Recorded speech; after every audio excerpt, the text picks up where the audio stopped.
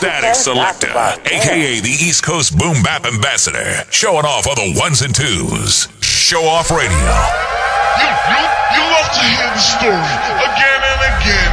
And it goes a little something like this. It all started one wonderful day. My pops, he had brought me a tape of straight out of Compton from NWA.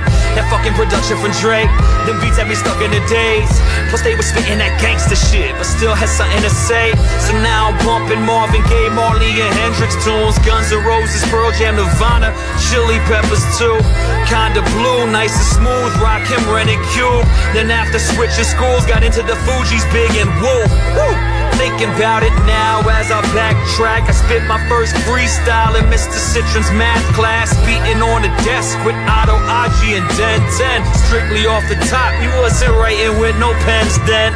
Well, I did have some little scraps of written raps, scribbled in my 10-year-old chicken scratch. Them shits was whack, although I guess what I was saying was raw, came straight from the heart. I always gave it my all. When I would edit them down, I would erase a few bars in between me drawing comic books and playing guitar. I started sipping on brew when I was like 13, and lost my virginity too, and burned my first green.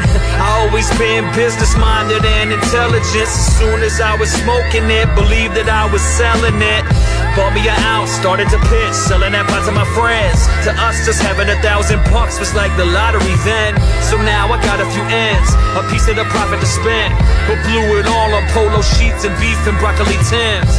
At the same time, Smart became my crew and queen. Cycle 13, Luck and May, a bunch of foolish teens. I remember May would bomb with a beauty queen in front like he was on a date. It was the smoothest scheme. Damn, shit was nuts, sneaking out and catching ups till the cops threw my fists in cuffs. My pops was pissed as fuck. I kept it up, but it was never as fun, even though my hand skills were second to none. Guess I was essentially done. I was like 15, so I got my record expunged, but the voice in my head said, this ain't your destiny, son.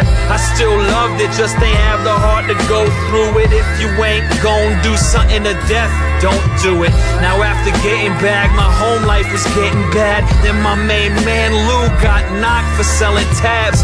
Just a kid with more stresses than I'd ever had, so I started to channel all of that into my pen and pad. Running up in the spots, grabbing mics and bragging rights, and a couple of props. Made it up to the top, won a few pots, made some guap, but it wasn't a lot, just enough to get the kicks I wanted to cop. Maybe take my woman to shop. Then my pops left his job, brought his equipment home. I had like 3 pads of songs, I was in the zone. He flipped them switches on and taught me how to make beats. Said, son, treat this with respect, cause it ain't cheap.